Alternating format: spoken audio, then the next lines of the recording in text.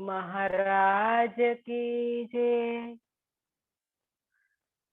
कदमों लाग करु सेजदा, पकड़ के दो पाया, ए हुकम करत है मासुक, बिच आशिक के दिल आए। मासुक तुम्हारी अंगना, तुम अंगना के मासुक, ए हुक्मे इलम दृढ़ किया, हजूरों क्यों ना हो टुक टुक, हजूरों क्यों ना हो टुक टुक। आत्म संबंधी धाम धनी के लाडले एवं प्यारे सुंदर साथ जी, आपके श्री चरणों में मेरा कोटि कोटि प्रणाम जी। ले तरीकत पहुँचे मलकुत, सो की न लई न जाए, करे बहुत दौड़ आप वास्ते, ले निजस ऊंचा चढ़ाए, ए बीच फना के सब कहे,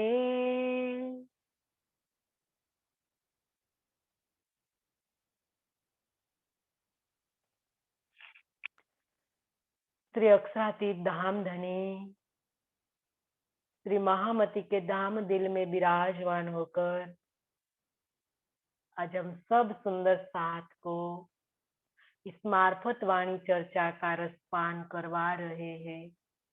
मार्फत सागर वाणी का तीसरा प्रकरण और चौपाई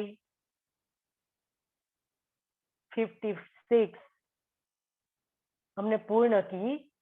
तो सुंदर साथ जी, कल की चौपाई को हम याद करें कि कल धाम के धनी ने चर्चा के माध्यम से क्या समझाया कि हम कहाँ हैं और क्या कर रहे हैं।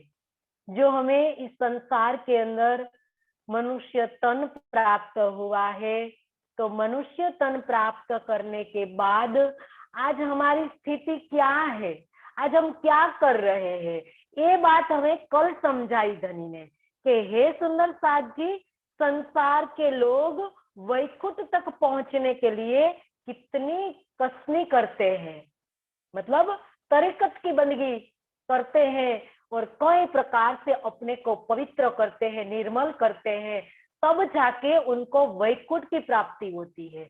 वो भी वैकुंठ क्या है आगे बताया सुंदर साथ जी के निराकार के अंदर पूरा 14 लोक ब्रह्मांड झूले की तरह झूल रहा है।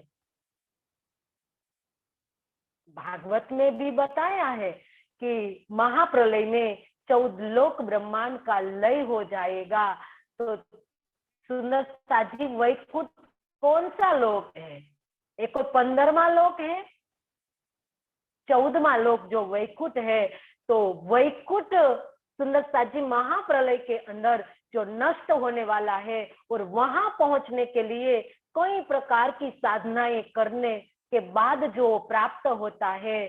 तो सुंदर साथ जी, आज हमारे पास क्या है जो आज हमें सीधा रास्ता दिखाता है कि आज आपको वैकुंठ नहीं जाना है, आज आपको निराकार में नहीं जाना है, आज आपको बेहद भूमिका का ध्यान भी नहीं करना है, आज आपको सीधा परम धाम का दीदार करना है। आपको चितवन के माध्यम से सीधे दीदार कराने की जो तारतम वाणी बात करती है, लेकिन आज कहाँ हमारी समझ में आ रहा है कि आज शरीयत करने के बाद भी कोई वैकुंठ नहीं पहुंच सकता है। तो क्या आज हम शरीयत करने के बाद परम धाम पहुंच जाएंगे? शरीर की बंदगी से भी सुंदर साथ जी वैकुंठ की प्राप्ति नहीं होती है। तो हमने तो जो दावा लिया है परम धाम का, तो हम परम धाम शरीर के माध्यम से कैसे पहुंच पाएंगे? तरीकत भी नहीं पहुंच पाएगी सुंदर साथ जी। तरीकत, शरीयत तरीकत दोनों संसार की है। इसके ऊपर जो हकीकत है, तीसरी बंदगी हकीकत की है। वो हकीकत कहाँ पहुंचाती है? अक्षरधाम में पहुंचाती है। जो हकीकत की बंदगी किसने की? परम गुहा के अंदर ध्यान किसने किया? अक्षर की 5 वासना ने किया। तो जो हकीकत की बंदगी है वो अक्षरधाम पहुंचाती है, वो बेहद भूमिका में पहुंचाती है। लेकिन जो मार्फत की 2 बंदगी है ना सुंदर साथ जी, वो बंदगी परम धाम में पहुंचाती है, रूहानी और छिपी। और ब्रह्मात्माओं के लिए ये बंदगी आई है। तो आज हम सोच ले कि आज हम क्या कर रहे हैं। तो इसीलिए धनी ने कल ये बात बताई कि वैकुंठ पहुंचने के लिए कोई कसनी करनी पड़ती है। और वैकुंठ क्या है ये बात ए चौपाई में बताई है। ये बीच फना के सब कहे, हवा समेत पलना, ए दिन रात आजूज माजूज, खाए सब करती फना। बता दी सारी बात। ये बीच फना के सब कहे, निराकार समेत 14 लोक ब्रह्मांड समेत क्या है सुंदर साथ जी? सब झूल रहा है इसके अंदर। निराकार समेत सारे का सारा 14 लोक ब्रह्मांड, जिसको नश्वर कहा गया है, जिसका नाश होने वाला है। इसीलिए इनको कहा फना। फना, फना का मतलब नाश होने वाला। जो नश्वर है, 14 लोक ब्रह्मांड भी नश्वर है, निराकार भी नश्वर है। तो ये सारे के सारे क्या है सुंदर साथ जी? परिभ्रमण करते हैं, मतलब झूल रहे हैं। इनका कोई सहारा नहीं है। एक दूसरे के आकर्षण से ये सब लोग अपने आप में बंधे हुए हैं। ये अवस्थाएं है 14 लोक की। जो मृत्यु लोक बताया सुंदर साथ जी 8वां लोक है। इनके ऊपर जो बताया गया है सुंदर साथ जी, वो अवस्थाएं है। ये अवस्थाएं एक दूसरे से इतनी सूक्ष्म है, इतनी सूक्ष्म है। हम जितने सूक्ष्म होंगे उतना ही हमारा स्थान ऊपर होगा। तो इसीलिए सात्विक जितने हम बनेंगे उतना हम ऊपर उठेंगे। तो ये जो 14 लोक ब्रह्मांड सारे के सारा जो बताया है वो फना होने वाला है, नश्वर होने वाला है, वो परिवर्तनशील है, परिभ्रमणशील है। इसीलिए तो सब आवरदा में बंधे हुए हैं। 14 लोक के अधिपति जिसको हम कहते हैं पौराणिक मान्यता में, ब्रह्मा, विष्णु और महेश को। तो आज हम क्या नहीं जानते कि ब्रह्मा जी का 51वां वर्ष चल रहा है, वैवस्वत मनवंतर चल रहा है। जब 14 मनवंतर पूरा हो जाता है तो सुंदर साथ जी ब्रह्मा जी का एक कल्प होता है। जैसे हमारा अष्ट पहर है ना, उसी तरह ब्रह्मा जी का भी 14 मनवंतर है। उनका 14वां मनवंतर सुंदर साथ जी अभी उनका 8वां मनवंतर वैवस्वत मनवंतर चल रहा है। और इनके अंदर ब्रह्मा जी का 51वां वर्ष चल रहा है। और दोपहर का सुंदर साथ जी 11 बजे है। अब इसमें ब्रह्मात्माएं खेल देखने के लिए आई है। तो इसीलिए कहा कि सब आवरदा में बंधे हुए हैं। तीसरे चरण में कहा ये दिन रात आजुज माजुज, खाए सब करती फना। आजुज मतलब माजुज कयामत के 7 निशान के अंदर आते हैं। आजुज को दिन कहा है, माजुज को रात कहा है। तो सुंदर साथ जी यहाँ बताया दिन आजुज को क्यों कहा, क्योंकि जब हम दिन में हमारी मनोवृत्ति चारों ओर भटकती रहती है, इसीलिए माजुज को सो 1000 साल का कहा गया है और आजुज को 100 साल का कहा गया है। सुंदर साथ जी, क्योंकि हम जब सो जाते हैं तो हमारी मन की वृत्ति एक ही तरफ कार्य करने लगती है, तो इसीलिए इनको 100 गज का कहा गया है, सॉरी 1 गज का कहा गया है। और माजुज को 100 गज का कहा गया है, क्योंकि दिन में तो हमारी वृत्ति चारों ओर हम इंद्रियों के माध्यम से घुमाते रहते हैं, इसीलिए माजुज को 100 गज का कहा और आजुज को 100 गज का कहा और माजुज को 1 गज का कहा। तो इस प्रकार से सुंदर साथ जी दिन और रात रूपी आजुज और माजुज हमारी आयु को खत्म करते रहते हैं। हो जाती है ना, पता ही नहीं चलता है कब दिन उगा और कब अस्तांचल की ओर चला। रात तो सोने में बिता दी, लेकिन क्या किया, पूरी आवर्दा, अभी अभी हम बालपन में, बचपन हमारा चल रहा था, इसके बाद युवावस्था आई, किशोर आई, युवा आई, इसके बाद अब तो उम्र ढलने लगी, पता ही नहीं चला। आजुज माजुज ने हमारी उम्र खत्म कर दी, दिन और रात रूपी आजुज माजुज ने पूर्ण कर दी। तो इसीलिए कहा कि वो खाई के सब करती फना, रात और दिवस हमारी आवर्दा कर देता है। तो ये बात यहाँ बताई सुंदर साथ जी, ये सब फना होने वाला है। 14 लोक ब्रह्मांड भी और हमारा शरीर भी नष्ट होने वाला है, परिवर्तनशील है। मार्फत सागर क्यों कहूं, करी सरे में पुकार, इन हक ठोर के नाम धर, पूज फिर के हुए बेसुमार। अभी इंद्रावती सुंदर साथ जी इस संसार की वास्तविकता को उजागर कर रही है कि अभी संसार में क्या चल रहा है। और मैं मार्फत सागर की बात करने लगी हूँ, वो भी पूरा शरीयत का जो शासन चल रहा है, मतलब पूरा कर्मकांड से संसार भरा हुआ है ना। आज हम देखे संसार के अंदर मत पंथों में जाकर या हमारे घर में जाकर देखे या हम अपने आप को देखे, तो आज हम अपने आप को देखे तो आज हम कितना कर्मकांड कर रहे हैं, और किस लिए, परमात्मा को जानने के लिए, इसीलिए तो कर रहे हैं ना। सब हम भक्ति कर रहे हैं, धूप दीप या कोई भोग लगा रहे हैं या हवन कर रहे हैं या मंदिर जा रहे हैं या कीर्तन कर रहे हैं, सत्संग कर रहे हैं, सुन रहे, जो भी कर रहे हैं, किस लिए कर रहे हैं? हम तो परमात्मा को पाने के लिए कर रहे हैं। तो इंद्रावती कह रही है कि मार्फत सागर की मैं क्यों कहूं, करी सरे में पुकार।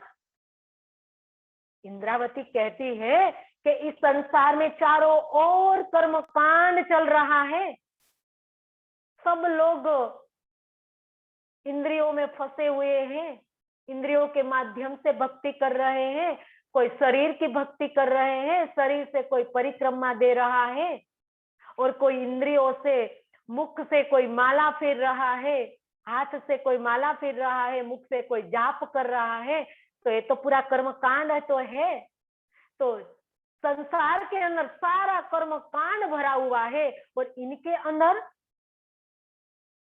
में परमात्मा की सर्वोच्च पहचान देने वाला दिव्य ज्ञान, जिसको मार्फत कहा गया है, अभी तक किसी ने जाना ही नहीं है। ऐसा टोच का जो ज्ञान है जिसको दिव्य ज्ञान कहा गया है, तो ऐसे ज्ञान के सागर का वर्णन मैं किस प्रकार से करूं? किसके पल्ले पड़ेगा एक ज्ञान? सारे का सारा कर्म कांड कर रहा है, और कर्म कांड की जो बंदगी करता है उनके पल्ले एक ज्ञान नहीं पलने वाला, क्योंकि कर्म कांड की बंदगी जो करते हैं तो कर्म कांड जड़ पूजा करते करते उनके अंदर जड़ता आ चुकी है, वो चेतन परमात्मा को कैसे जान पाएगा? इसीलिए इंद्रावती कहती है कि ऐसा महर के सागर, ऐसे दिव्य ज्ञान के सागर की बातें मैं इस संसार कर्म कांड से भरा हुआ जो संसार है, इस संसार के अंदर मैं कैसे करूं। सुंदर साथ जी, इंद्रावती संसार को नहीं कह रही है। क्यों? क्योंकि संसार को क्या पता तारतम ज्ञान क्या है। किसको कह रही है इंद्रावती? सुंदर साथ जी, जिसके पास तारतम है, तारतम जिसके पास है और तारतम होने के बाद भी कर्म कांड कर रहे हैं, इसीलिए इंद्रावती आह्वान दे रही है सब सुंदर साथ को कि ये पूरा संसार के अंदर तो तारतम के कर्म कांड छुपा हुआ है, इसके अंदर मैं महेर सागर का वर्णन कर रही हूँ। मैं क्या कैसे करूं महेर के सागर का वर्णन? क्योंकि महेर सागर ग्रंथ जो अवतरित हुआ सुंदर साथ जी 1748 में, तब पन्ना जी के अंदर सुंदर साथ जी जो जुलजुलाहट 500 और 1500 ईश्वरीय सृष्टि और बाकी सब सुंदर साथ जी 3000 जो जीव थे ना, तो जीव लोग कहाँ अपना कर्म कांड छोड़ पाएंगे। जैसे तैसे वो निकल गए, लेकिन अपना कर्म कांड वो नहीं छोड़ पाता, क्योंकि अपना जो गुण कर्म और स्वभाव है जीव पकड़ के रखता है।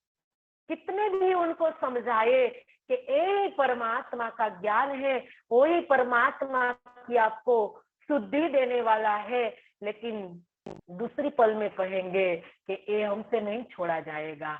जो हमारे बड़कों ने दिए बताए, जो हमारा जो है हमारा जो पूर्वज है कई दिनों से कई सालों से इनकी पूजा करते आ रहे हैं, तो हम कैसे छोड़ पाए? ये तो हमें करना पड़ेगा। हाँ, हम तारतम ज्ञान भी घर में रख लेंगे और गणपति की पूजा तो हम करेंगे ही करेंगे। जब हमारा कोई शुभ प्रसंग होगा तो हम इनको आगे बिठाएंगे।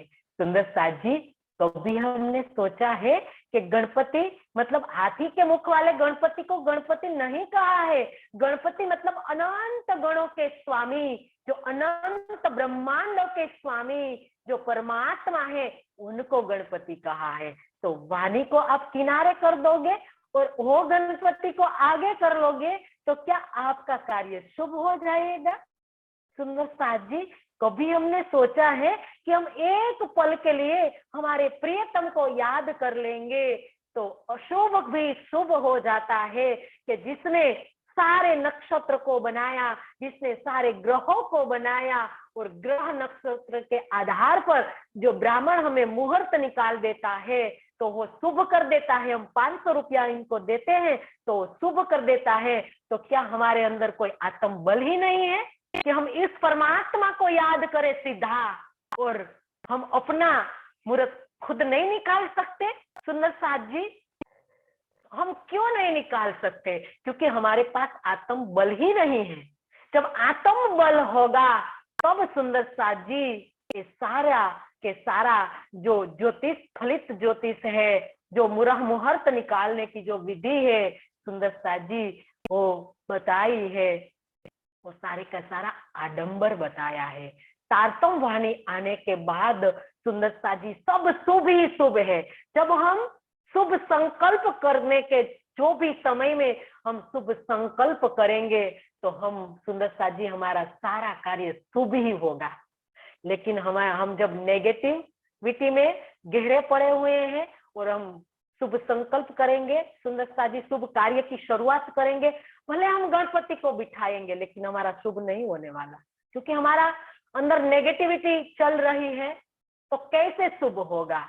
तो ये बात यहाँ सुंदर साथ जी धनी ने बताई है कि तारतम ज्ञान आ गया है और अभी तक हमसे कर्म कांड नहीं छूट रहा है, तो मार्फत सागर की जो मार्फत की बातें हैं, इस इलम की जो मार्फत है वो कैसे अंदर जाएगी?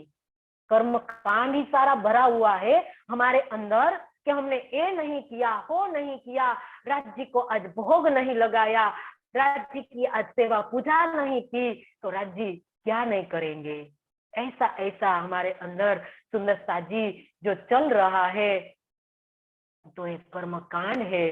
तो लेकिन हम अटूट अटूट विश्वास लेकर जब हम जहां भी जाए और जो भी कर रहे हैं, हमारे घर में जब हम भोजन करने के लिए बैठे और हमारे धनी को जब हम बुलाएंगे तो क्या धनी नहीं आएंगे सुंदरता जी खाने के लिए? हम वहां भोग धराने के लिए जाएंगे तो ही खाएंगे। तो एक अटूट विश्वास लेकर सुंदरता जी जब हम जहाँ भी है वहां हम शुभ संकल्प करके हमारे प्रियतम को हम भाव से भोजन कराएंगे। तो ये बात मार्फत की है, तो सुंदरता जी मार्फत हमारे दिल में आएंगी, नहीं तो हमारा पूरा समय कर्म कांड में ही चला जाएगा। तो जीव कर रहे हैं वही हम कर रहे हैं तारतम्य ज्ञान लेकर, तो हम और इनमें कोई अंतर नहीं रह जाएगा। तारतम्य वाणी आने के बाद भी सुंदरता जी हम समुद्र किनारे रहते हुए भी प्यासे रह जाएंगे। तो ऐसा मूर्ख कौन होगा जो समुद्र किनारे पर रहता है और कहता है कि मैं तो तरस से तड़प रहा हूँ, प्यास से मैं तड़प रहा हूँ। तो लोग उनको क्या कहेंगे कि तुम गंगा किनारे रहते हो और प्यास से तड़प रहे हो, आप क्यों नहीं इनके अंदर डुबकी लगाते? तो ये बताया सुंदरता जी। यहाँ बताया तीसरे चरण के अंदर, चौथा चरण जो बताया सुंदरता जी पहला और दूसरा चरण है, वो हम सुंदर सात को इंद्रावती पुकार कर रही है। हम सुंदर सात के लिए पुकार किया है इंद्रावती ने कि मैं मार्फत सागर की जो वर्णन कर रही हूँ, तो शरीयत पालने वाले जो है उनके अंदर नहीं जाने वाले। तो तीसरे चरण में बताया कि इन हकठोर के नाम धर पूजे फिर के हुए बेसुमार। इस संसार के अंदर, अब संसार की बात बता रही है इंद्रावती के संसार के अंदर परमात्मा का नाम लेकर और इनके धाम का नाम पर उनकी उपासना करने वाले आज अनेक संप्रदाय चल रहे हैं, मार्ग चल रहे हैं। अनगिनत, अनगिनत मतलब अनंत। आज हम देखते हैं ना हमारे एक राजकोट के अंदर कितने पंथ है। तो देखो आज पूरे संसार के अंदर एक हिंदू के अंदर 1000 मत पंथ चल रहे हैं, तो ऐसा तो इस्लाम के अंदर भी कई मत पंथ चल रहे हैं जिसके 72 फिरके बताए हैं, है?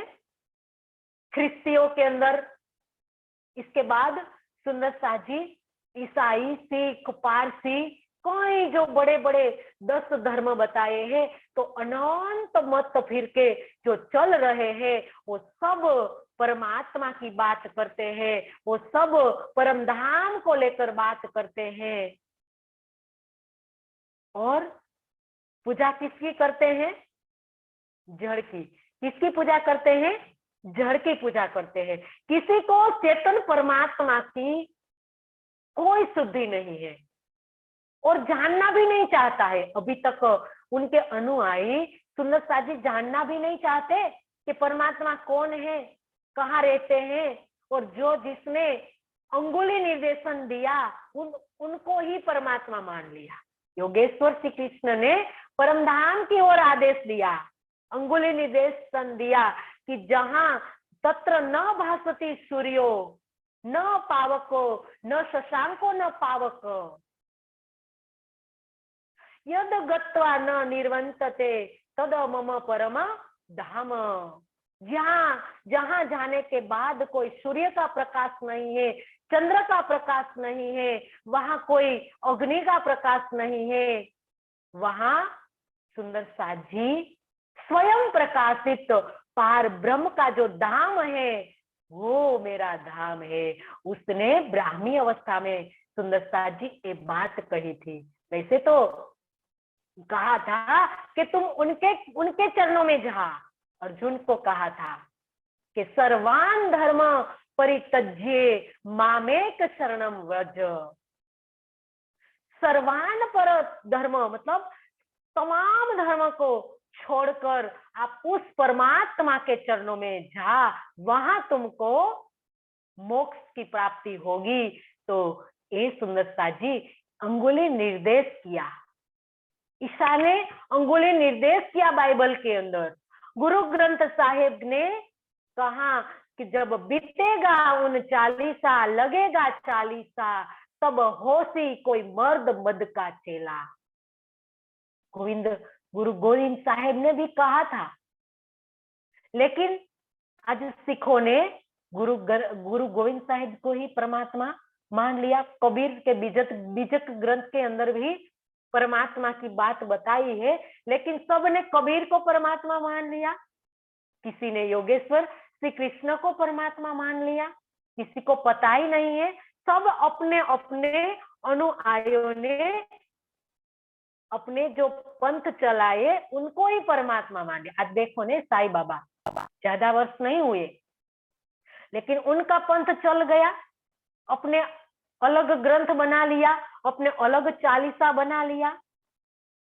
हनुमान चालीसा की तरह सुंदर सा जी साईं चालीसा, गणेश चालीसा, गायत्री चालीसा है, कितने चालीसा है आज बन गए। जो भी पंथ चलाते हैं अपना अपने आप चालीसा बन जाते हैं, उनके देवियों का चालीसा बन जाते हैं, किसी के देव का चालीसा बन जाते हैं। लेकिन किसी ने भी नहीं सोचा कि जो सबके देवों के भी देव, महादेव के भी देव जो है, ईश्वरों के जो ईश है, जिसको वेदों ने कहा कि वेदों ने कहा आवसी ईश्वरों का ईश, मेट कलयुग असुरायन को, सबको मुक्ति देसी जगदीश। इनके बारे में किसी ने नहीं सोचा। सबने मान प्रतिष्ठा बढ़ाई के लिए बड़े हो गए, सदगुरु कहलाए, सब गुरु सदगुरु सब कहलाए, तो उनके अंदर बंध गए और सब अपने अनुयायियों को गुरु गादी में बांध दिया। सबको परमात्मा को साइड में रख दिया, किसी को जानने ही नहीं दिया कि परमात्मा कौन है। आखिर में क्या व्यक्ति परमात्मा हो सकता है? व्यक्ति तो नश्वर, अभी बताया कि शरीर नश्वर है, आजुज माजुज रात और दिन उनकी आयु को नश्वर कर देती है, तो शरीर तो नश्वर हो जाएगा, वो तो पड़ जाएगा उनकी आवरदा खत्म हो जाने के बाद। तो शरीर कैसे परमात्मा हो सकता है? तो शरीर से ऊपर उठकर परमात्मा कौन है? तो ये जानने वाले, कर्म कांड को मानने वाले, जड़ पूजा ने इतना जड़ बना दिया, मानसिकता को इतनी जड़ बना दी कि किसी ने सोचा भी नहीं कि ये परमात्मा जिसको आदित्य वर्ण तमस्तात परस्तात जिसको कहा गया है, वो कैसे इस संसार के अंदर हो सकता है।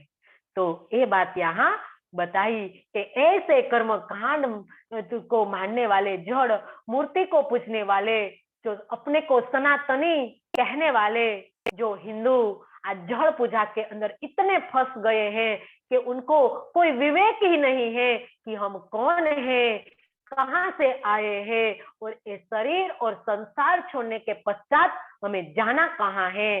तो तब जाके हमारा आध्यात्मिक सुंदर साथ जी पथ शुरू होता है, आध्यात्मिक मार्ग शुरू होता है। वहां से आध्यात्मिक मतलब आत्मा का ज्ञान शुरू होता है वहां से। कोई कहे विष्णु नारायण, कोई अरहंत बतावे, कोई देवी देव पत्थर, पानी आग बुझावे। कोई कहे विष्णु नारायण, संसार के अंदर कोई विष्णु को परमात्मा कहते हैं, कोई नारायण को परमात्मा कहते हैं, कोई स्वामी नारायण कहते हैं, कोई सुंदर साजी एक हिंदू के अंदर सोचिए, आज कोई सत्यनारायण कहते हैं, कोई लक्ष्मी नारायण कहते हैं, कोई विष्णु नारायण कहते हैं, कोई स्वामी नारायण कहते हैं ना। आज अलग अलग पंथ अपने आप अपना भगवान बना दिया। जिसने अपने पंथ को चलाया, सुंदर साजी संप्रदाय को हम समझे कि संप्रदाय किसको कहा है। संप्रदाय को संप्रदाय धर्म नहीं है।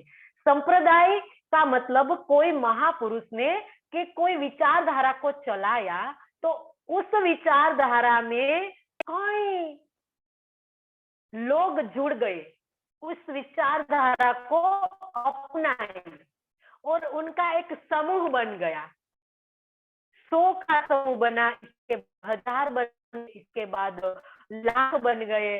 तो ऐसा करते करते इस बड़ा जुट बन गया जो संप्रदाय कहलाया। तो जो संप्रदाय चलाने वाले हैं वो तो चल गए, लेकिन जिसको चलाया है उनको ही परमात्मा मानकर उनके समुदाय ने अपना परमात्मा बना दिया कि वो ही परमात्मा है। इसीलिए कहा कि किसी ने विष्णु नारायण कहा, किसी ने लक्ष्मी नारायण कहा, कोई अरहंत बतावे, मतलब जैन लोग को उनके 24 तीर्थंकर बने। तो तीर्थंकर को ही आत्मा और परमात्मा को उसने नहीं जाना, आत्मा और परमात्मा में जैन नहीं मानते, सिर्फ उनके 24 तीर्थंकरों को ही अपना आराध्य मानते हैं। तो किसी ने अरहंत को परमात्मा बना दिया, किसी ने विष्णु भगवान को परमात्मा बना दिया, किसी ने नारायण को परमात्मा बना दिया, कोई देवी देव पत्थर, और किसी ने तो सुंदर साथ जी देवी को परमात्मा मान लिया, गायत्री चालीसा बना दिया है, अलग अलग देवियों का चालीसा बनाकर पूजने लगे। आज दशमा का व्रत पूरा जोश में चल रहा है संसार के अंदर। जब गणपति की पूजा आएगी, गणेश पूजा, तो सब गणपति की पूजा में रल जाएंगे। इसके बाद जब श्रावण मास आएगा तो श्रावण मास में शिव जी की पूजा करने लगेंगे। इसके बाद अष्टमी आएगी तो अष्टमी भी रह लेंगे और राधा को भी नहीं भूलेंगे। राधा अष्टमी आएगी तो राधा जी को भी मान लेंगे, कृष्ण जी को भी मान लेंगे, किसी को भी नहीं छोड़ेंगे। और अपने आप को क्या कहेंगे, हम तो सनातनी हैं, सनातनी हिंदू, अपने को कहलाने वाले सनातनी हिंदू अपने धर्म शास्त्रों को कभी नहीं जानते कि अपने धर्म शास्त्रों में लिखा है एक एवं अद्वितीयम, परमात्मा एक है, इनके जैसा इस संसार के अंदर कोई नहीं है। जो कहा है न त्वावामा अन्यो न पार्थो न जानो न जनिष्यति, हे परमात्मा तुम्हारे जैसा इस संसार के अंदर कोई हुआ नहीं है, कोई है नहीं और कोई होगा नहीं। ऐसा परमात्मा है जिसको हमने क्या बना दिया, देवी को परमात्मा बनाकर पूजने लगे। और ये तो ठीक सुंदर साथ जी देव मतलब संसार के ब्रह्मा विष्णु महेश को जो देव बनाकर परमात्मा मानकर पूजा, लेकिन उस देव और देवी को पत्थर मानकर पूजने लगे। मतलब कोई शालिग्राम लेकर आ गए तो इनके अंदर विष्णु भगवान की भावना कर ली है। नदी के अंदर जब नहाने के लिए गए तो वहां रेती में से कोई पत्थर मिल गया लीसा, वो लेकर घर में आ गए और हमने कह दिया कि वो तो शालिग्राम है, और शालिग्राम इनके अंदर विष्णु भगवान की भावना कर दी। और किसी ने सुंदर साथ जी इनका ही शिवलिंग बना दिया और इनके अंदर शिव जी की भावना कर दी। इसके बाद पानी की पूजा करने लगे। नदियों की पूजा चल रही है ना, कि नदी के अंदर भी कोई पूजा करने लगे हैं। और पारसी लोग जो है वो अग्नि की पूजा करते हैं। आज हम भी तो करते हैं, सबकी देखा देखी क्या हमने छोड़ा है। आज पानी की पूजा कर रहे हैं, अग्नि की पूजा कर रहे हैं। क्या हमने, जब होली आएगी तो हम नहीं छोड़ पाएंगे अग्नि की पूजा करने में, हम इनकी परिक्रमा करेंगे हैं। उनको कई प्रकार से खजूर या जो भी कई हम उनको क्या करते हैं सुंदर साथी, उनकी पूजा करते हैं ना। हम जाते हैं पानी का लोटा भरकर और श्रीफल लेकर जाते हैं, खजूर लेकर जाते हैं। तो इस प्रकार से लोग अग्नि की पूजा करने लगे, कोई लोग पानी की पूजा करने लगे, तो उनको ही देवी देवता के रूप में मानने लगे। और वेदों के मानने वाले सुंदर साथ जी, वेद के अंदर सत्य ज्ञान आया तो उसने भी अग्नि के अंदर सुगंधित द्रव्यों की आहुति डाली, मतलब यज्ञ करें।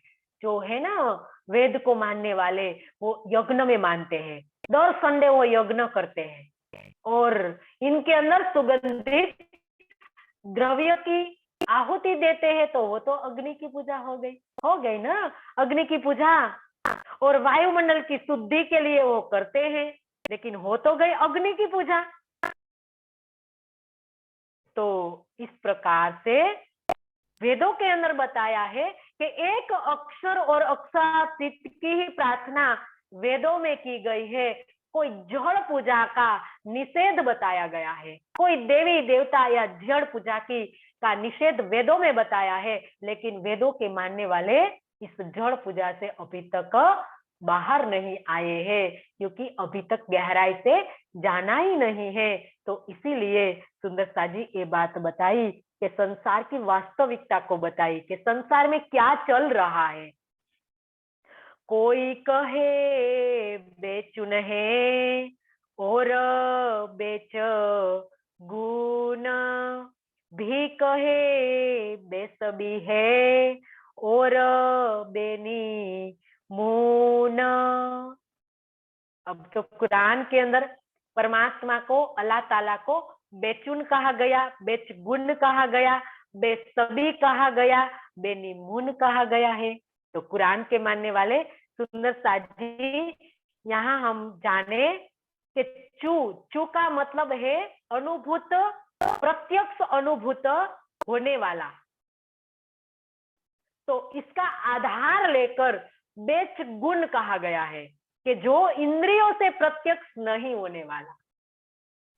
समझ में आ रही है ना बात सुंदर साजी? शास्त्रों की सांकेतिक बात है।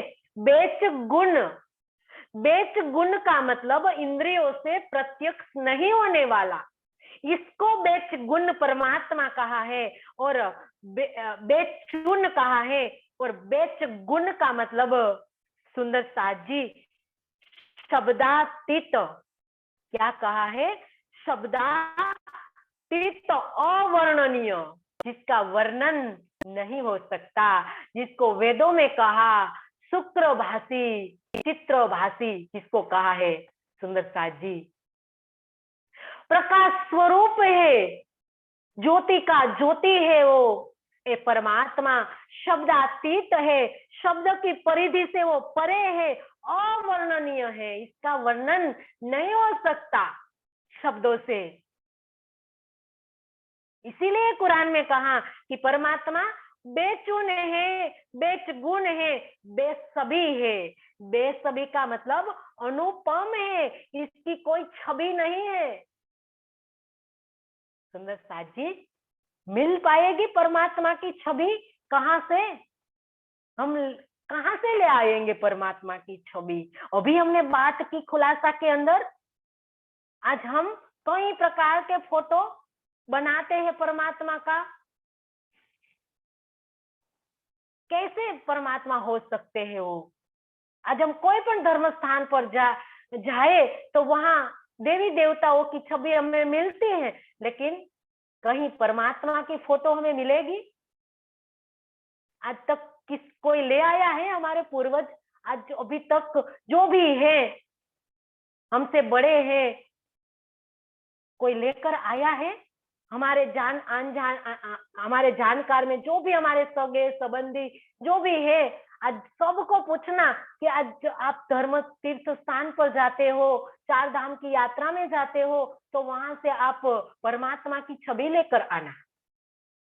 मिलेगी कहाँ परमात्मा की छवि? क्योंकि वो बेछवि है, इसकी कोई छवि नहीं है। इनकी छवि हमारे दिल में हमें बनानी है। आ रही है ना बात सुंदर साथ जी? आज हम फोटो देख रहे हैं, ये फोटो परमात्मा नहीं है। परमात्मा हमारे दिल में विराजमान है, उनको हमारे दिल में प्रत्यक्ष करना है हमें वाणी के आधार पर, तब जाके उनकी छवि हम बना पाएंगे, हम खुद को बनाएंगे। लेकिन आज हम परमात्मा को चुनौती देते हैं कि क्या परमात्मा तुम हमको बनाएंगे, हम तुमको बनाएंगे, तुमको खाना खिलाएंगे और तुमको हम ताले में रखेंगे, हमारी इच्छा के बगैर आप नहीं बाहर निकल पाएंगे। देखो ना आज बड़े बड़े मंदिरों में क्या है, तिरुपति बालाजी, सबरी बाला मंदिर है, आज बड़े बड़े श्रीनाथ जी मंदिर, मिल पाता है दीदार? क्या परमात्मा गरीबों का नहीं है, सिर्फ धनवानों का ही है? सुंदर साथ जी बेछबी, इनकी कोई छवि कहीं वही नहीं मिलने वाली, इनकी छवि सुंदर साथ जी, इनका फोटो नहीं मिलेगा, इसीलिए इनको कहा है वो बेछबी है और बेनी मून है। बेनी मून मतलब वो अद्वितीय है, जिसको हिंदू शास्त्रों के अंदर निर्गुण कहा गया है कि परमात्मा निर्गुण है, अनंत गुणों से भरा हुआ परमात्मा है, फिर भी वो निर्गुण है, जिसको हमने सुंदर साथ जी हिंदू शास्त्रों के अंदर निराकार निर्गुण कह दिया। किसी ने परमात्मा को निराकार कह दिया, किसी ने साकार कह दिया और किसी ने सुंदर साथ जी कह दिया कि भक्तों के लिए वो आकार धारण करते हैं। वैसे तो परमात्मा निराकार है, लेकिन भक्तों के लिए वो आकार धारण करते हैं। तो निराकार का मतलब सुंदर साथ जी अवयव से रहित, इसको निराकार कहा गया है। इसका मतलब ये नहीं कि परमात्मा का आकार ही नहीं है, परमात्मा का हमारे जैसा आकार नहीं है, मतलब परमात्मा का जो स्वरूप है वो त्रिगुणातीत है, हमारे जैसी गुण इंद्रिया इनकी नहीं है, नस नाड़ी से वो रहित है परमात्मा। इसका अर्थ ये नहीं है कि इसका वो निराकार है। सुंदर साथ जी निराकार को हम समझे, क्योंकि वितक में भी उनकी स्पष्टता करनी है, तो जल्दी से आपको समझ में आ जाए, तो इसीलिए थोड़ा सा हम इस पर भी प्रकाश डाल दे कि जो कोई प्रकाश है, आप समझ लो कि सूर्य है, कि निराकार विचारधारा कैसे चली, इनको हम समझे कि सूर्य है, तो सूर्य जब इनकी किरणें पृथ्वी पर आती है, तो हम किरणों को देखकर हम कहे कि सूर्य का कोई आकार ही नहीं है, तो क्या ये सत्य है? सुंदर साथ जी, जब हम किरणों से ऊपर उठकर जब उनको सामने हम देखेंगे, तो कितना गोल प्रकाश वाला सूर्य दिखाई देगा सुंदर साथ जी। तो उनके संतों, महंतों, मनीषी जनों ने देखा, आगे जाकर देखा कि कुछ है, ऐसा कुछ है, लेकिन क्या है हमारी समझ में नहीं आ रहा है। परमात्मा प्रकाश स्वरूप है, तो प्रकाश देखकर क्या कह दिया सुंदर साथ जी, वो तो निराकार है।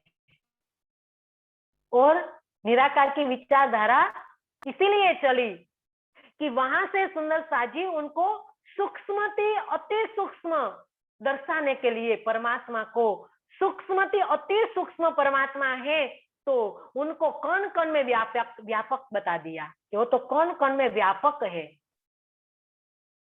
तो वहां से निराकारवादी विचारधारा चल पड़ी कि परमात्मा का कोई आकार ही नहीं है, वो तो संसार के कण कण में है। तो सुंदर साथ जी कण कण में उनकी सत्ता है, स्वरूप से वो नहीं है, स्वरूप से तो उनका त्रिगुणातीत स्वरूप है। वो ऐसे स्वरूप सुंदर संकुल स्वरूप वाले वो परमात्मा है, तो वो निराकार नहीं है।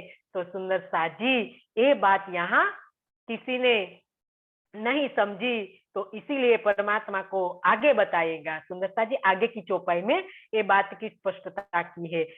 कोई कहे निराकार है और निरंजन, कोई कहे अहम बका, सब में ब्रह्म निर्गुण। कोई कहे निराकार है, कोई तो परमात्मा को क्या कहते हैं कि इसका कोई आकार ही नहीं है, परमात्मा तो निराकार है। और कोई निरंजन कहते हैं, निरंजन मतलब जिसका कोई अवयव नहीं है, जिसकी कोई नस नाड़ी नहीं है, इसको निरंजन कहा जाता है। और कोई कहे अहम वक्ता, कोई क्या कहते हैं, अहम ब्रह्मास्मि, तत्वमसि ब्रह्म, सर्वम खलिदम ब्रह्म, कहते हैं ना, वेद को मानने वाले कहते हैं कि अहम ब्रह्मास्मि, मैं ब्रह्म हूं, तुम ब्रह्म हो, संसार के कण कण में ब्रह्म है, सर्व खलिदम ब्रह्म। लेकिन वेदों का कहने का मतलब सुंदर साथ जी कोई और था, और मतलब था। लेकिन लोगों ने मान लिया कि वेदों ने कहा कि मैं ब्रह्म हूं, मैं ब्रह्म सुंदर साथ जी कैसे हो सकता हूं, क्योंकि जिसको कुरान के अंदर कहा अनहलक, अनलहक, कि मैं खुदा हूं, मैं खुदा हूं, तो सब इसके अंदर डूबे रहे, तन के अंदर सब डूबे रहे, सब अपने शरीर के अंदर ब्रह्म को देखने लगे। तो ये शरीर ब्रह्म नहीं है सुंदर साथ जी, ये जो विचारधारा थी वो परम धाम में घटित होती थी, वहां सब ब्रह्म है, यहाँ उनकी सत्ता चल रही है। तो सत्ता के अंदर सुंदर साथ जी इनका जो गुण है, परमात्मा का जो गुण है सत्य चिद और आनंद, और इनसे विपरीत है संसार है और ये शरीर है। शरीर का जो सूक्ष्म रूप है, सृष्टि का सूक्ष्म रूप है शरीर है, तो शरीर और संसार दोनों नश्वर है, असत जोड़ और दुखमय संसार है। तो इसके अंदर कभी ब्रह्म की कल्पना नहीं की जा सकती। तो सुंदर साथ जी वो परम धाम में सुंदर साथ जी सत्य सिद्ध होता है, अहम ब्रह्मास्मि और तत्वमसि ब्रह्म, तुम ब्रह्म हो, मैं ब्रह्म हूं, कण कण में ब्रह्म है, वो परम धाम में सिद्ध होता है। इस संसार के अंदर ये नहीं है, संसार के अंदर इसकी सत्ता चल रही है। और कहा सब में ब्रह्म निर्गुण, मतलब कोई कहते हैं कि निर्गुण ब्रह्म व्यापक, मतलब सबके अंदर, कण कण के अंदर परमात्मा की, जो कहते हैं लोग कि घट घट में परमात्मा है, कण कण में परमात्मा है, सब कहते हैं ना, हिरण्यकश्यप ने कहा था सुंदर साथ जी। तो इसकी बात तो लोग सब मानने लगे कि कण कण में ब्रह्म है। वो तो भगवान विष्णु भगवान ने उनकी श्रद्धा से दीदार दिया। इसका मतलब ये नहीं है कि परमात्मा इस कण कण में है। तो सुंदर साथ जी ये भगवान और है, परमात्मा भी और है, तो इसके कण कण के अंदर हम परमात्मा को नहीं ठहरा सकते। परमात्मा उनके धाम में कण कण में विराजमान है। इस संसार के अंदर परमात्मा की कण कण में सत्ता चल रही है। इसीलिए हम कहते हैं कि इनके हुक्म के बिना एक पत्ता भी नहीं हिलता है। बोलचाल की भाषा में हम इनका शब्द प्रयोग बार बार करते हैं कि इनके हुक्म के बिना। लेकिन किनका हुक्म? भगवान का हुक्म। भगवान जो विष्णु भगवान जो वैकुंठ से आते हैं और जाते हैं, इनका हुक्म चल रहा है संसार के अंदर। सुंदर सा जी इसका हुक्म नहीं चल रहा है। हुक्म अर्श से आवे हुक्म, तीन से चले कोई हुक्म। अर्श से हुक्म आता है, परम धाम से अक्षर में, अक्षर से चिदानंद लहरी में, चिदानंद लहरी से सुमंगला पुरुष में, सुमंगला पुरुष के प्रतिबिंबित रूप आदि नारायण, आदि नारायण से त्रिगुण ब्रह्मा विष्णु महेश, इनसे सुंदर सा जी देवी देवताओं के अंदर, इसमें सब जीवों के अंदर आता है। सुंदर सा जी ये हुक्म है धनी का। यहाँ विष्णु भगवान का हुक्म नहीं चल रहा है, यहाँ आदि नारायण का हुक्म भी नहीं चलता है। सुंदर सा जी वैसे आदि नारायण पृथ्वी का जो करता है, लेकिन हुक्म तो हमारे प्रियतम का ही चल रहा है। बातुनी में हम देखें तो ये बात यहाँ बताई है कि परमात्मा का हुक्म संसार में चलता है, कोई भगवान का हुक्म नहीं चलता है। ए जो पैदा मोह तत्व कही तारी की, जुलमात कोल दूजा हवाला मकान, जहां से पैदा रात। सुंदर साथ जी इसके अंदर पूरी संसार रचना बता दी कि ये जो पैदा मोह तत्व की उत्पत्ति कैसे हुई है। धर्मशास्त्रों के अंदर बताया गया है कि मोह तत्व की उत्पत्ति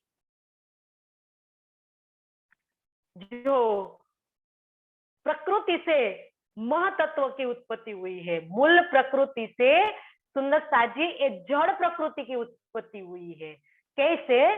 तो के मूल प्रकृति जो ब्रह्म अव्याकृत को जो मूल प्रकृति कहा गया है, और इनसे जो जड़ प्रकृति 3 गुण वाली जो कहा गया है, रजस सतस और तामस साम्य अवस्था वाली जो जड़ प्रकृति, जिसको कारण प्रकृति कहा गया है। और कारण प्रकृति के अंदर जब विक्षोभ उत्पन्न हुआ तो सुंदर साथ जी महतत्व की उत्पत्ति हुई, और महतत्व से अहंकार, और अहंकार से तन मात्राएं, और तन मात्रा से सुंदर साथ जी आकाश की उत्पत्ति हुई। आकाश से जल, आकाश से वायु, वायु से अग्नि, अग्नि से जल, जल से पृथ्वी तत्व की सुंदर साथ जी रचना हुई है।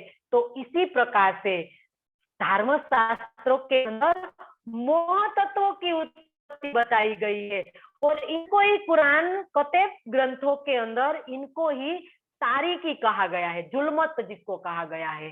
जो मोह तत्व है इनको ही जुल्मत तारीकी कहा गया है। तो कोल दूजा हवाला मकान, कुछ लोग सुंदर साथ जी हवा मतलब माया, माया या ला मकान कुरान में इनको ला मकान कहा, इनको हिंदू शास्त्र में निराकार कहा गया है। निराकार जिसको कहा गया है, इसे ही अज्ञान की उत्पत्ति होती है, जिसको कहा मोह अज्ञान भ्रमना काल कर्म और सुन, ये नाम सारे निंद के निराकार निर्गुण। सब नाम इनके ही है, इनको आप निराकार कहो, निर्गुण कहो, लामकान कहो, हवा कहो, माया कहो, या निंद अज्ञान कहो, जो भी कहो, तारीकी कहो, मोह तत्व कहो, सारे के सारा नाम एक है सुंदर साथ जी, जहां से इस संसार की उत्पत्ति हुई है। तो खुद अज्ञानता से ही उत्पत्ति जिसकी हुई है, तो जिसके अंदर जो जीव है तो उनको शुद्धि कैसे होगी? वो भी तो अज्ञान के अंदर है। सुंदर साथ जी कई बातें हैं। ए जो उर्जी दुनी रात की, न पावे तो ही द राह, तो लिखिया सिपारे 19 में, बनी आदम पूजे सब हवाए। ये जो ऊर्जी दूनी रात की अज्ञानता से ये संसार उत्पन्न हुआ है, जिसको बनाने वाला आदि नारायण खुद अज्ञानता में है, तो उनका चिदाभास सब जीवों के अंदर कार्य कर रहा है, जिसको गीता में कहा सर्वा ईश्वर सर्वभूतानि हृदय तिष्ठति अर्जुन। सब के अंदर ईश्वर का वास है, जो बात कही गई है। तो सुंदर साथ जी सबके अंदर जीवों का वास है, इसका मतलब ये नहीं परमात्मा का वास सबके अंदर है। सबके अंदर आदि नारायण का चिदाभास है। जो जीव देखो ना सुंदर साथ जी, अमीबा के अंदर भी, अमीबा भी तो एक छोटा सा जीव है, इनके अंदर भी तो आदि नारायण की चेतना कार्य कर रही है।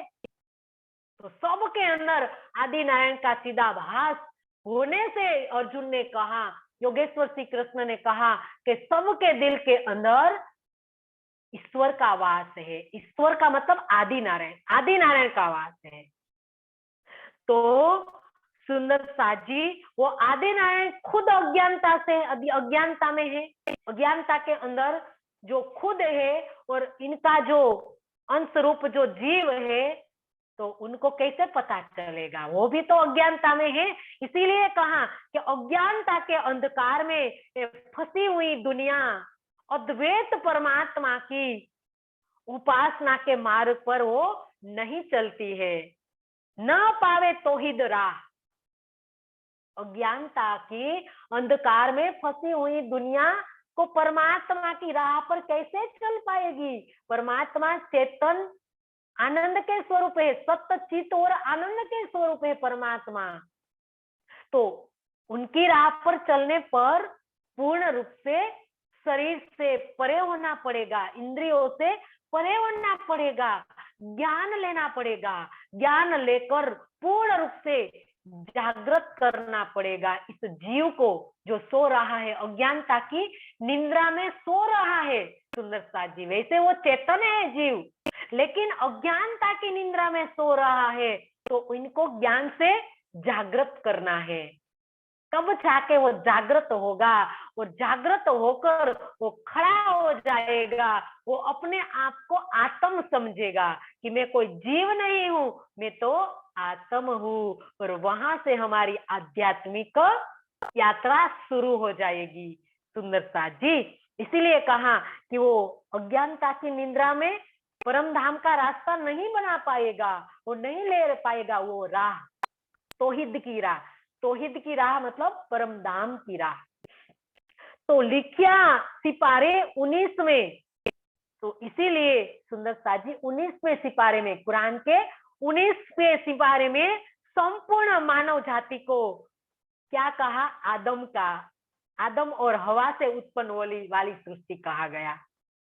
संपूर्ण मानव जाति जड़ निराकार की भक्ति करने वाली है, इसीलिए आदम की उत्पत्ति कहा है उनको कि हवा और आदम से उनकी उत्पत्ति हुई है। मतलब आदम और हवा का मतलब शून्य निराकार जड़ से, निराकार जल से जिनकी उत्पत्ति हुई है, तो अज्ञानता से हुई है सुंदर साथ जी, तो वो तौहीद की राह नहीं ले पाता है।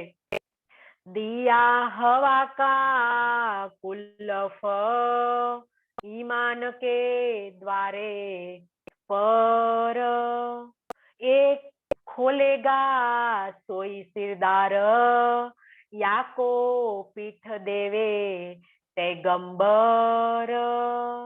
दिया हवा का कुलफ, संसार के लोगों के लिए सुंदर साथ जी ईमान कुलफ है। परमात्मा पर विश्वास होने के लिए ताला क्या है? निराकार, निराकार का ताला है। क्यों? क्योंकि वो जड़ की पूजा करते हैं, तो इसीलिए निराकार का ताला बताया गया है। वो उन पर विश्वास के लिए निराकार ही बाधक है। तो जब तक वो नहीं छोड़ेगा, और जो भी छोड़ देगा वही सिरदार कहलाएगा। उनके अंदर, सबके अंदर वो प्रमुख कहलाएगा। जो निराकार को छोड़कर एक परमात्मा की पहचान करेगा, वो सिरदार मतलब प्रमुख कहलाएगा। क्योंकि सबसे पहले जड़ को भी वो उल्लंघ गए, जड़ को जो बाधक बना हुआ था वो भी साइड में करके एक चेतन परमात्मा की पहचान कर ली, तो सब में वो सिरदार कहलाएगा। या को पीठ देवे पैगंबर, तो सुंदर साथ जी वो पैगंबर कहलाने का अधिकारी बन जाएगा। क्योंकि परमात्मा की सुधि संसार के अंदर जो भी देंगे, इसीलिए तो धनी ने कहा कि मेरी सुध देवो औरन को, तो चले तुम्हारा हुक्म। मेरी शुद्धि संसार के जीवों को आप कराएंगे तो तुम्हारा हुक्म चलेगा, तुम सिरदार बन जाओगे, तुम प्रमुख बन जाओगे, तुम पैगंबर कहलाओगे। इसीलिए तो कहा कि यहाँ अवतारों का क्या काम, अवतारों से भी उत्तम हुए, कहा अवतारों का क्या काम। अब तो 22 अवतार विष्णु भगवान के आए, लेकिन 23 और 24वां जो अवतार है वो तो अवतार से भी उत्तम कहा गया है। जो ब्रह्मात्मा ये इस संसार के अंदर आई है तो अवतार से भी उत्तम है। तो यहाँ कोई अवतार का अभी कोई काम ही नहीं है। तो सुंदर सा जी ये बात बताई, देखो परमात्मा का संदेश आज संसार को देने से क्या फायदा होगा। और कोई जीव परमात्मा की स्तुति ले लेगा तो सब में वो सिरदार कहलाएगा। क्योंकि आज संसार अज्ञानता की निंद्रा में सो रहा है और इनको परमात्मा रूपी प्रकाश आप दोगे, उनके ज्ञान रूपी प्रकाश दोगे, परमात्मा की शुद्धि कराएंगे तो पैगंबर कहलाएंगे ना। पैगंबर किसको कहे, किसको कहा है पैगंबर? जिसने संसार के अंदर परमात्मा की शुद्धि दी, परमात्मा की पहचान कराई, तो इसीलिए तो पैगंबर कहा गया है। वितक के अंदर भी प्रसंग आता है कि देवकरण को पैगंबर कहा गया, क्योंकि महाराजा छत्रसाल को बुद्ध निष्कलंक स्वरूप आवानी जो राह देख रहे थे, तो उनको जाकर ये संदेश आज सुनाया कि बुद्ध निष्कलंक स्वरूप आ गए हैं। तो बुद्ध निष्कलंक स्वरूप विद्याभिनंद बुद्ध निष्कलंक स्वरूप के अंदर कौन है? सुंदर साथ जी परमात्मा खुद है। तो परमात्मा का संदेशा जिसने दिया वो पैगंबर कहलाएगा। तो इसीलिए कहा सुंदर साथ जी के पैगंबर वो कहलाने का अधिकारी बन जाएगा। तो ये सारा संसार के अंदर सबको परमात्मा की शुद्धि करानी है, सबको देनी है। जो जिसको प्रकाश होगा वही करे रोशन। जिसके अंदर परमात्मा का ज्ञान होगा वो दूसरों को परमात्मा की बात सुनाएगा। जो परमात्मा की बात सुनाएगा वो पैगंबर कहलाएगा। तो सुंदर सा जी आज सारे संसार के अंदर सबको एक परमात्मा की पहचान करानी है, क्योंकि संसार तो उलझा है, देवी देवताओं के अंदर, जोड़ पूजा के अंदर सब उलझे हैं। तो इनको एक परमात्मा की पहचान देना बहुत जरूरी है। तो सुंदर सा जी ये गरिमापूर्ण है। तो इतना कहकर आज की चर्चा को विराम दे और चौपाई दोहरा ले, क्योंकि समय पूरा हो गया है। बोलिए श्री प्राणनाथ प्यारे की जय। या को पीठ देवे पैगंबर, दिया हवा का कुलफ, ईमान के द्वारे पर, एक खोलेगा सोई सिरदार, या को पीठ देवे पैगंबर, या को पीठ देवे पैगंबर। बोलिए श्री प्राणनाथ प्यारे की जय। सदगुरु महाराज की जय। सुंदर साथ जी एक जाहिरात करनी है कि कल की जो मार्फत सागर की चर्चा चालू है। सुंदर साथ जी सुनिए।